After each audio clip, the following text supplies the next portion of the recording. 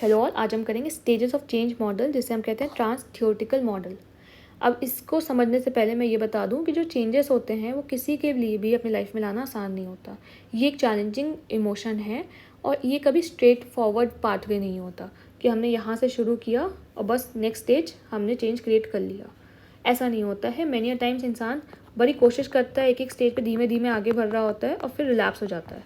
तो यहाँ तक पहुँचे ही थे प्रिपरेशन तक कि रिलैप्स हो गया, प्रिपरेशन से आगे बढ़े, एक्शन तक पहुँचे, रिलैप्स हो गया, फिर वापस से स्टार्ट किया। ऐसा होता है। तो काफ़ी कॉम्प्लेक्स है अपने आप में, काफ़ी चैलेंजिंग होता है, बट नेसेसरी है। अब इसको हम समझेंगे प्रोचेस्का के पॉइंट ऑफ व्यू से कि इन्होंने कैसे एक्सप्लेन किया है कि हम चेंज कैसे ला सकते हैं, उस चेंज मॉडल को कैसे बताया है। अब इनके मॉडल के अकॉर्डिंग हम 5 स्टेजेस के थ्रू समझते हैं चेंज के बारे में।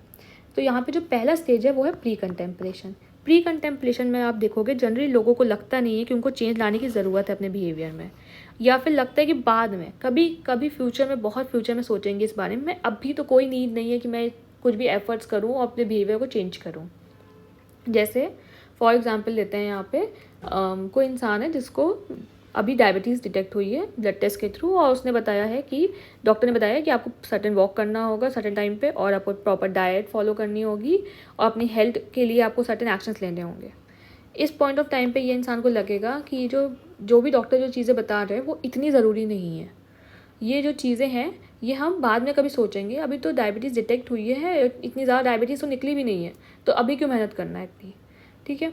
अगर ये स्टेज पे कोई इंसान को अल्कोहल की प्रॉब्लम है, मतलब किसी को लग रहा है कि अल्कोहल कम कर देना चाहिए, तो वो कहेगा नहीं, इतनी अल्कोहल कंज्यूम तो मैं करता ही नहीं हूँ कि मैं उसको एज अ प्रॉब्लम कंसिडर करूँ। Same goal with smoking, social media, सब पे इंसान को लगेगा कि मुझे कोई प्रॉब्लम है ही नहीं। नेक्स्ट आते हैं, इसके बाद हम आते हैं जब कंटेम्पलेशन स्टेज पे आते हैं। कंटेम्पलेशन स्टेज पे चेंज आना शुरू तो होता है, एक सर्टेन अवेयरनेस तो हो जाती है कि प्रॉब्लम तो एग्जिस्ट करती है। यहाँ पे हम डिक्लाइन कर रहे थे प्रॉब्लम को कि नहीं, कोई प्रॉब्लम ही नहीं है। यहाँ पे वो तो समझ में आ गया कि प्रॉब्लम है, पर अभी हम कमिटमेंट करने को रेडी नहीं है कि हम चेंज ले आएंगे। मतलब कल से ही हम अपनी मेहनत करेंगे, अपने रूटीन पे वॉक करेंगे, सोशल मीडिया को कम यूज़ करेंगे, ऐसा कुछ नहीं कर रहा है इंसान।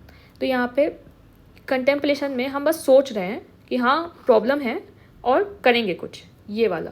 तो ये वाला स्टेट को हम कहेंगे कंटेम्पलेशन। नेक्स्ट आते हैं प्रिपरेशन। प्रिपरेशन वो स्टेज होती है जहाँ पे हम तैयारी कर रहे होते हैं, प्रिपरेशन कर रहे होते हैं चेंज लाने के बारे में। तो हम सोच रहे होते हैं कि नेक्स्ट मंथ में ही हम कुछ ना कुछ ऐसा करेंगे कि चेंज क्रिएट कर सकें।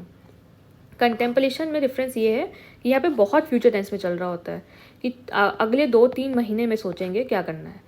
प्रिपरेशन स्टेज में हम सोच रहे नेक्स्ट मंथ ही करते हैं या विदिन 15 डेज इस पर काम करते हैं, ये वाला थॉट होता है। तो ये थोड़ा सा डिफरेंस है स्टेज में।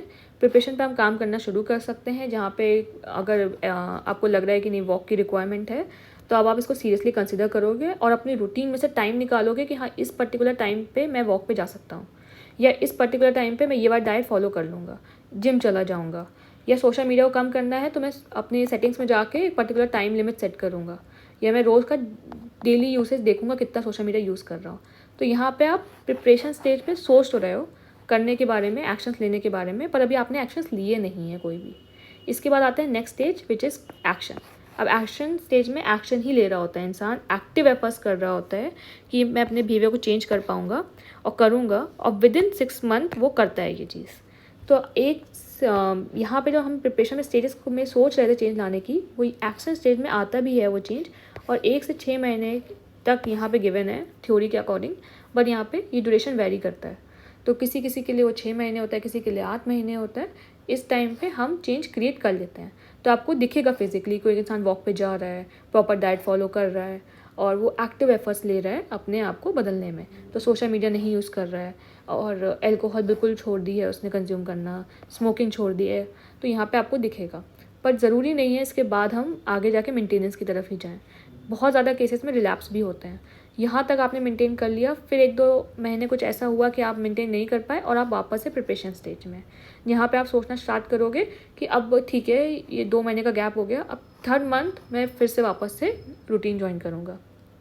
तो ये हमेशा ऐसे ही रहेगा, कभी भी रिलैप्स हो सकता है। पर रिलैप्स होना के बाद आपको कंटेम्पलेशन अगर आप करते रहोगे तो आप हमेशा आगे की तरफ हर एक स्टेज के साथ इंक्रीज़ करते रहोगे अपने चेंजेस लाने के चांसेस। लास्ट है मेंटेनेंस। मेंटेनेंस में आप पूछ सकते हो किसी भी इंसान से कि क्या ये सही हो रहा है, क्या मैं जितना रिक्वायरमेंट है उतने काम कर पा रहा हूँ, क्या वो चेंज आपको दिख रहा है या नहीं दिख रहा है। जैसे कि अगर डॉक्टर ने आपसे कहा कि डायबिटीज़ है, आपको सर्टेन एक्टिविटीज़ आपको करने की ज़रूरत है, तो आप डॉक्टर से फॉलोअप ले सकते हो, क्या इतना सही है, क्या अब मेरी डायबिटीज़ कंट्रोल में है। तो ये कहलाती है हमारी मेंटेनेंस स्टेज। अब इस स्टेज के बाद हम यूजुअली आपको चेंज दिख जाता है, और अगर मेंटेन सक्सेसफुली हो जाए तो वो चेंज आ जाता है जो आप चाह रहे थे लाना। पर यहाँ पे भी रिलैप्स हो सकता है, वापस से आप प्री कंटेम्पलेट की तरफ आ सकते हो। तो ये एक स्पाइरल कॉन्सेप्ट है जिसमें हम हर दिन मेहनत करते हैं कि हम प्री कंटेम्पलेशन से मेंटेनेंस की तरफ जा पाएँ। आई होप ये मॉडल आपको समझ में आ गया होगा। Thank you.